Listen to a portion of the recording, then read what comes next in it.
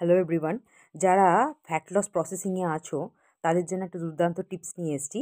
তো আমরা যারা ফ্যাট লস করে থাকি বাড়িতে নিজের মতো করে, তো তাদের জন্য যে তাদের ক্ষেত্রে প্রোটিনটা খুব ইম্পর্ট্যান্ট। ফ্যাট লস প্রসেসিংয়ে প্রোটিন কনজাম্পশন অর্থাৎ প্রোটিন হচ্ছে আমাদের পার মিলে 25 to 30 গ্রাম হওয়া উচিত।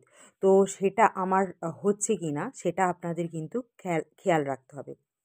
কারণ হচ্ছে যে প্রোটিন কনজাম্পশানই একমাত্র হচ্ছে আমাদের ফ্যাটকে সরায় এবং মাসল ডেভেলপমেন্টে হেল্প করে। এবং আরেকটাও ফ্যাক্ট আছে, যে আমাদের রেস্টিং মেটাবলিজম, যারা ফ্যাট লস প্রসেসিংয়ে আছেন তাদেরকে অবশ্যই তাদের রেস্টিং মেটাবলিজমটা জেনে নেওয়া দরকার।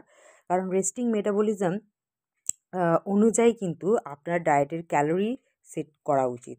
তো আপনি যদি আপনার রেস্টিং মেটাবলিজম অনুযায়ী আপনার ডায়েটের ক্যালোরিটা সেট করেন, তাহলে কিন্তু আপনি ইজিলি ফ্যাট লস করতে পারবেন। Thank you.